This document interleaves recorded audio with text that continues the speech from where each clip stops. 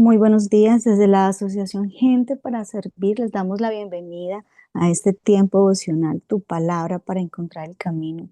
Hoy, invitándoles para que nos acompañen en la lectura de la Biblia en Jonás capítulo 3 y capítulo 4.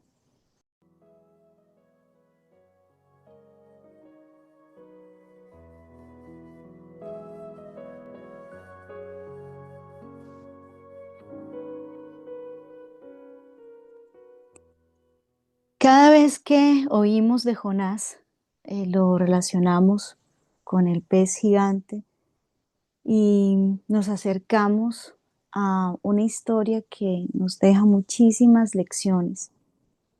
Hoy justamente vamos a ver esas condiciones que llevaron a Jonás a vivir dentro de la angustia y la soledad de este monstruo marino y que le llevó seguramente a aprender, porque de eso se tratan los problemas también. Y es que el problema de Jonás vino, si bien por su desobediencia, también vino como un ejemplo para que nosotros tuviéramos presentes el poder reconocer la voluntad de Dios. Entonces hay diferentes tipos de problemas y Jonás pues tuvo que enfrentar el tipo de problemas que uno mismo se busca por no hacer la voluntad de Dios. Nos acercamos a un dilema, muchos de los que queremos o sentimos una necesidad profunda de tener una relación con Dios y nos urge aprender a conocer la voluntad de Dios, pero creemos que lo difícil es conocer la voluntad de Dios. Realmente lo más complejo es aprender a obedecer la voluntad de Dios, porque Jonás tenía esa función profética, o más bien ese don profético y reconocía la voluntad de Dios. Pero se enfrenta a una situación y lo vemos en el capítulo 1, del 1 al 3, dice que vino palabra de Jehová a Jonás, diciendo, levántate y ve a Nínive, aquella gran ciudad, y pregona contra ella, porque ha subido su maldad delante de mí. Y Jonás se levantó para huir de la presencia de Jehová a Tarsis, y descendió a Jope y allí y halló una nave que partía a Tarsis, y pagando su pasaje entró en ella para irse con ellos a Tarsis, lejos de la presencia de Jehová. Entonces, aquí nos encontramos con esa misión especial, una comisión dada a Jonás, solo que pues en el estudio del libro nos encontramos que la gente de la ciudad de Nínive era muy malvada, ¿sí? Y a pesar de ese mal, Dios lo que hace es comisionar primero a Jonás para que interviniera y ayudara a revertir esa perversidad, de modo que pues volvieran a él y fueran libres de ese castigo. El problema era que Jonás odiaba a los ninivitas. Este pueblo, ¿sí?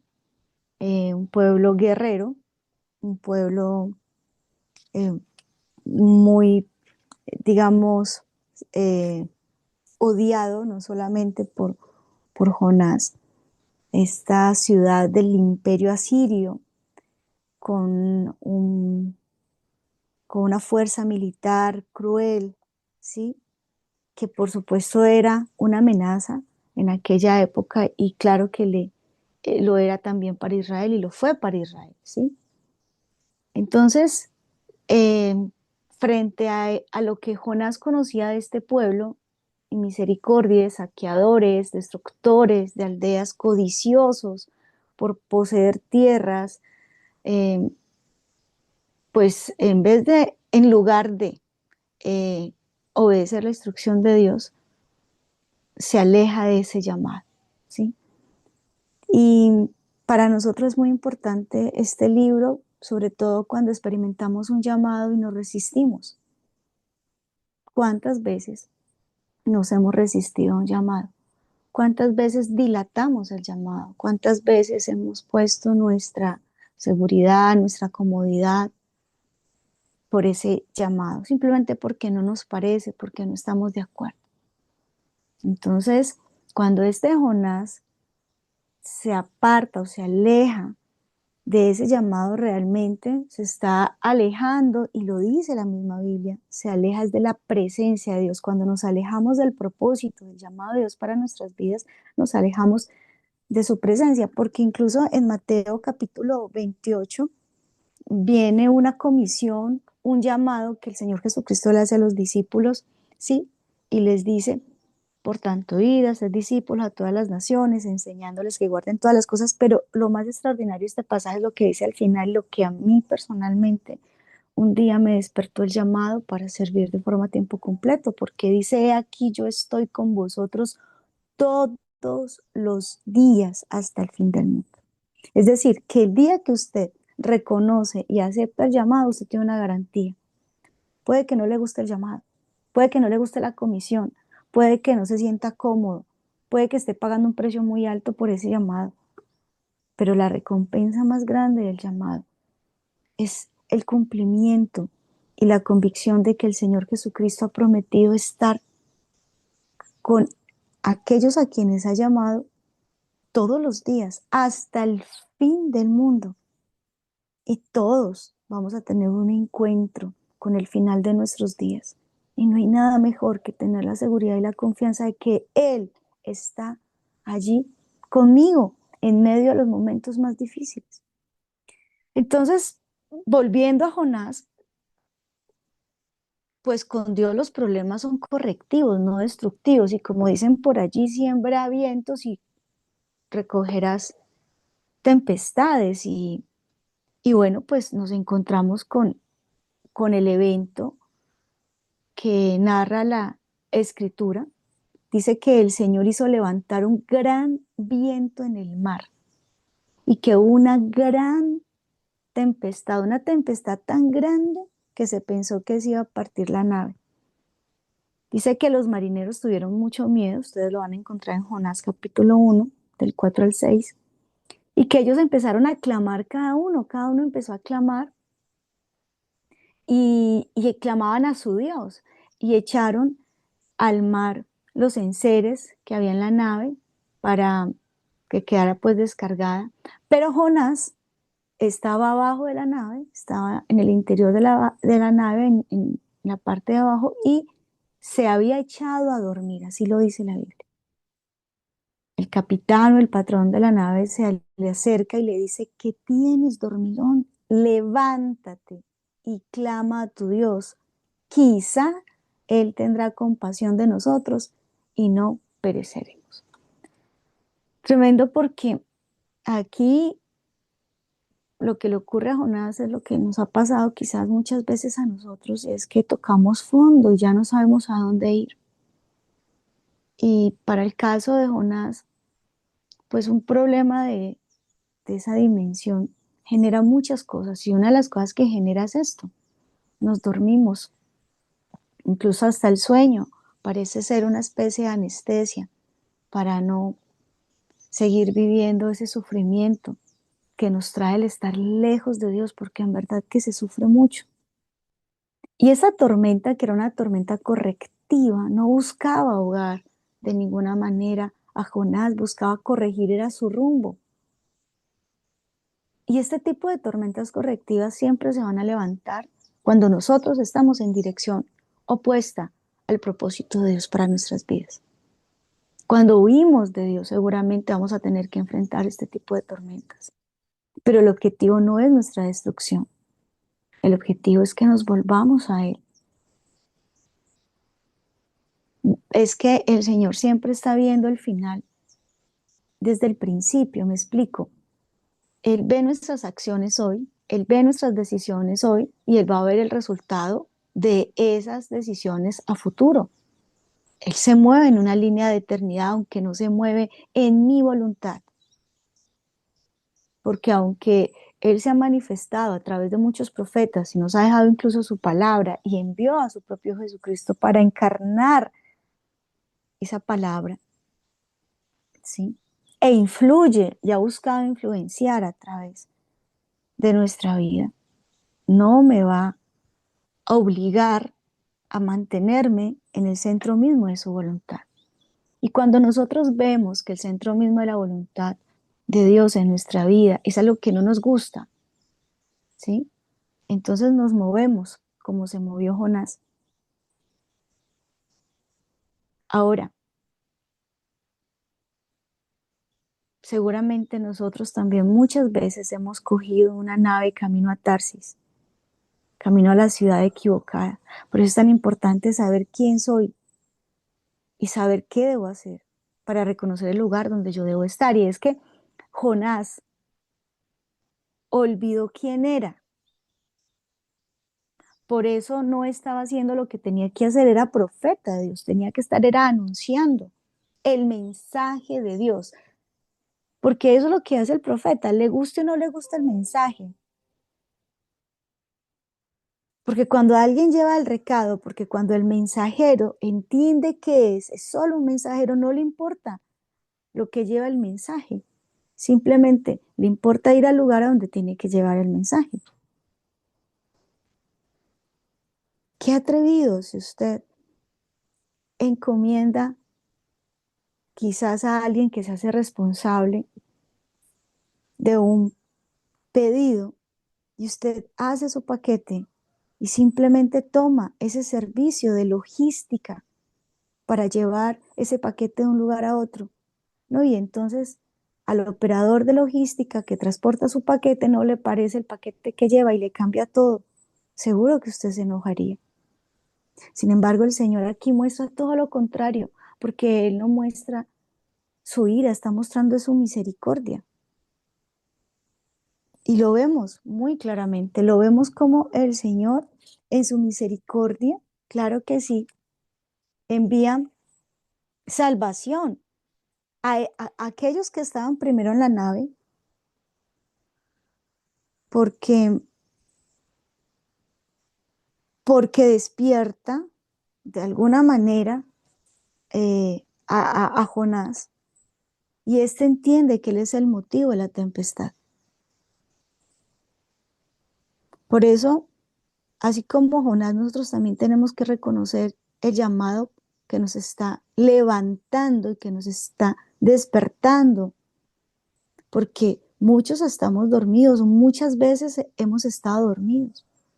Y hay una voz que el Señor nos permite oír, que nos dice, levántate y clama a tu Dios.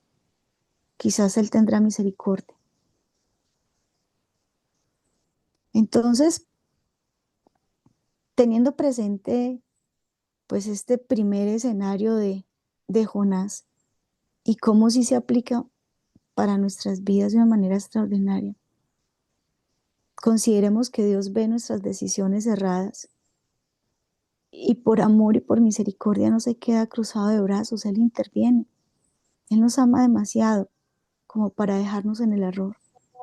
Y sí que va a buscar la manera de sacudirnos para que reaccionemos antes que sea demasiado tarde. Entonces ese problema que usted ve hoy, primero considerarlo.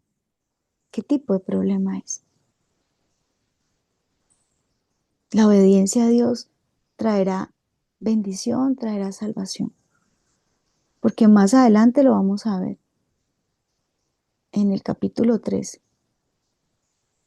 cuando ya Jonás deja de luchar con Dios y, y pues hace lo que tiene que hacer, porque dice que vino palabra de Jehová por segunda vez, después de todos los eventos que ya conocimos, seguramente usted ya leyó.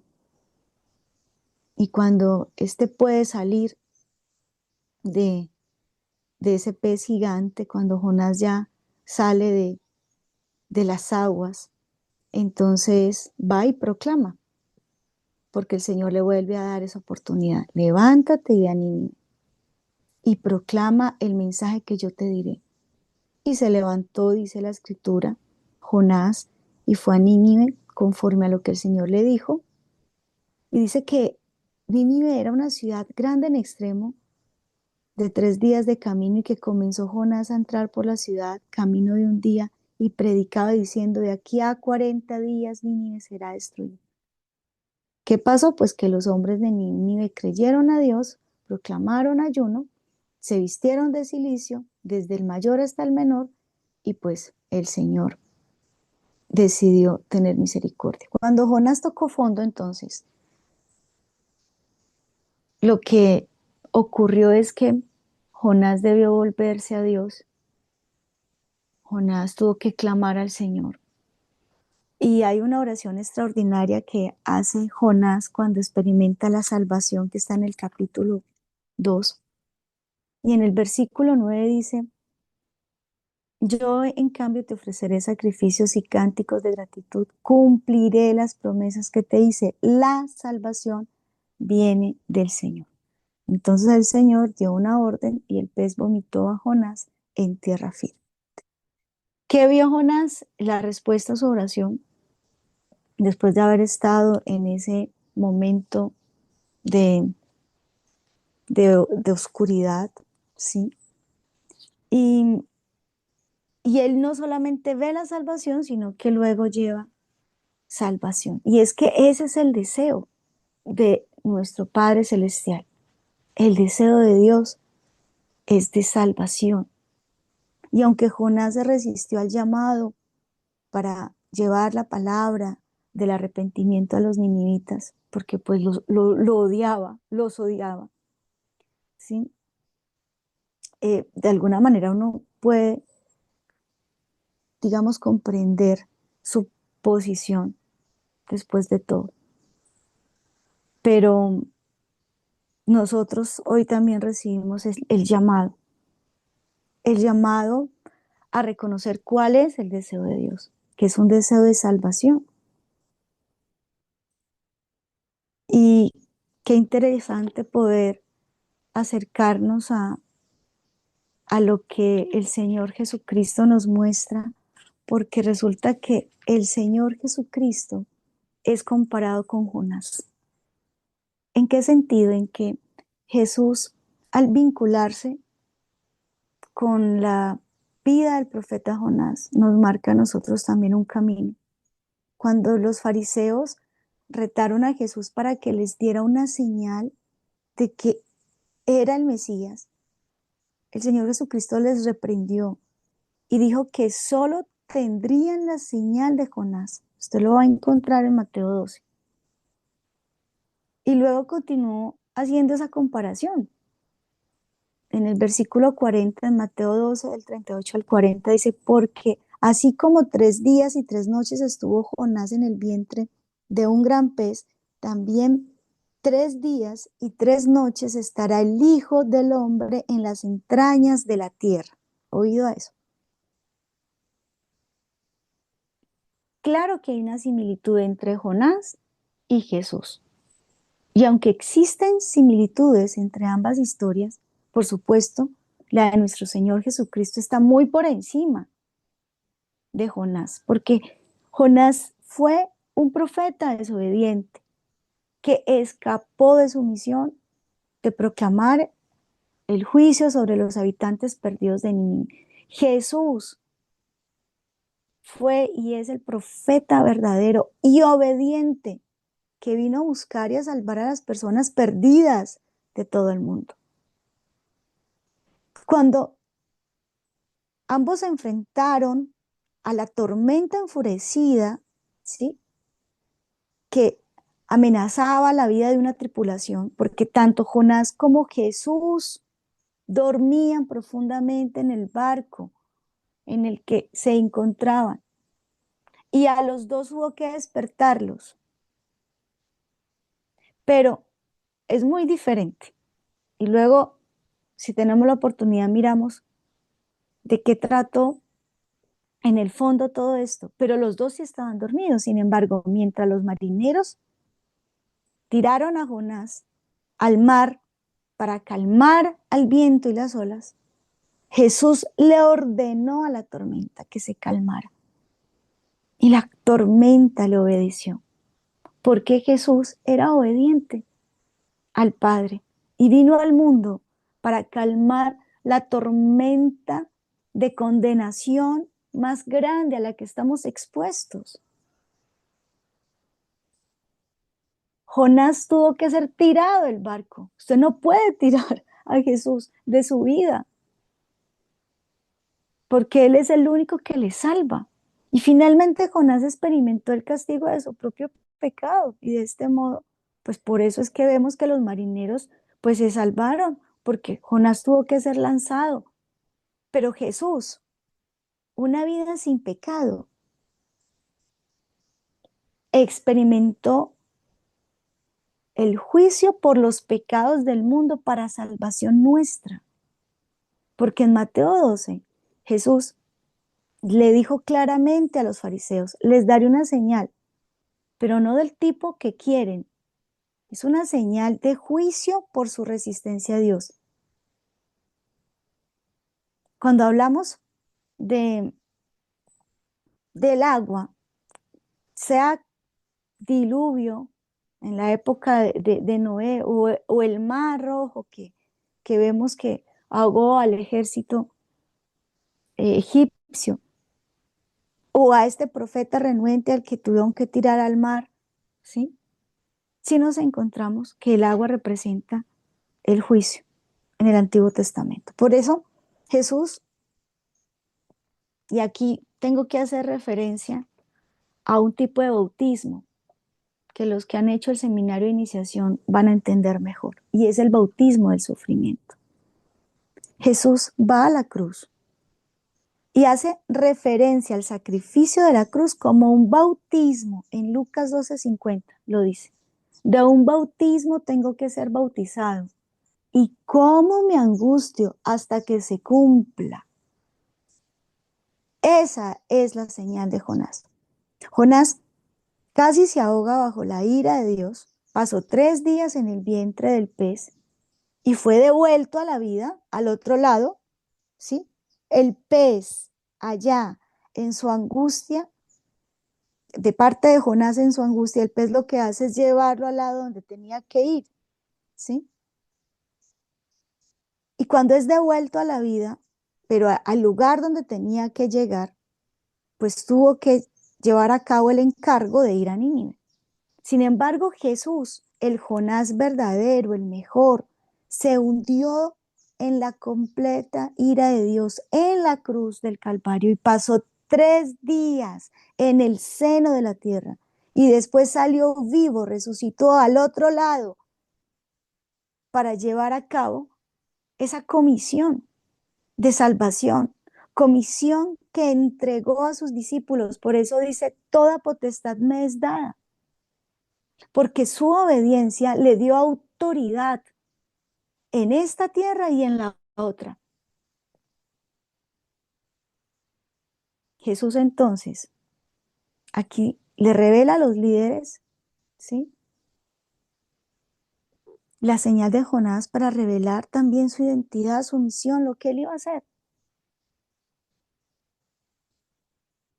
Tremendo, porque muchos están esperando una señal y la señal ya nos fue dada en la cruz.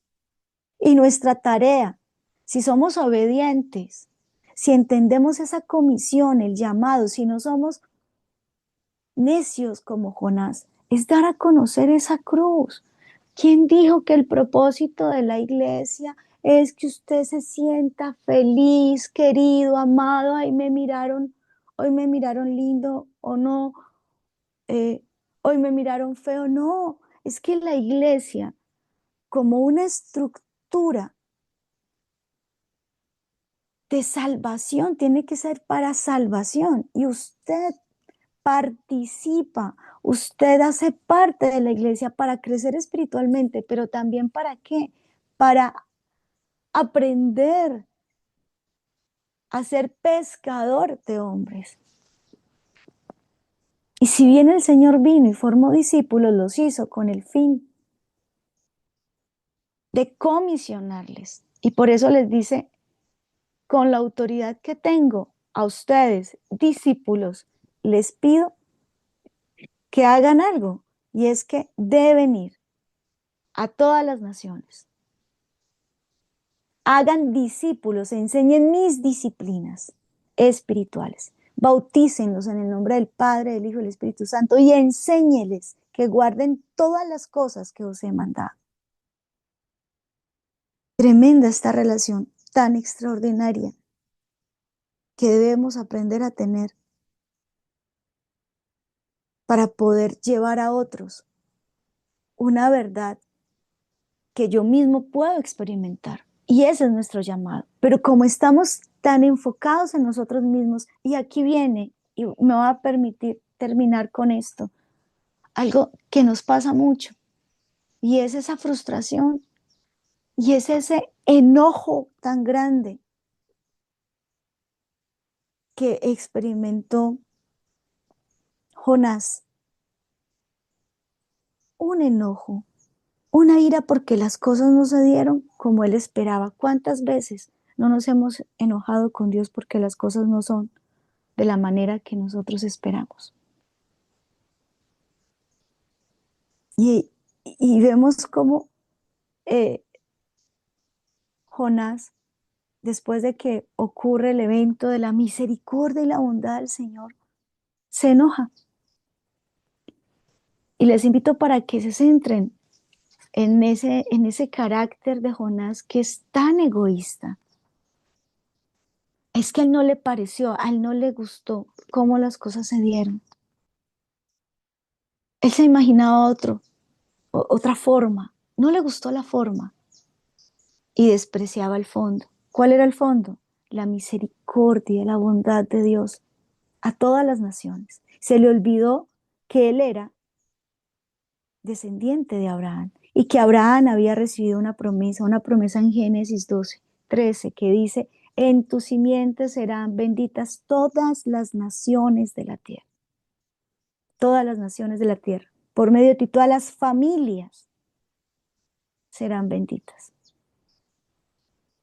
Él simplemente se quedó en, en su egoísmo. Él se quedó en su sed de venganza. Él se quedó en su forma, pero no reconoció el fondo de Dios. Con esto en mente, entonces les pido que me acompañen en una oración para que el Señor nos guíe y nos permita experimentar el llamado y nos permita retornar, si es necesario, al camino de salvación, no solo para nuestras vidas, sino también para otras personas, para otras familias.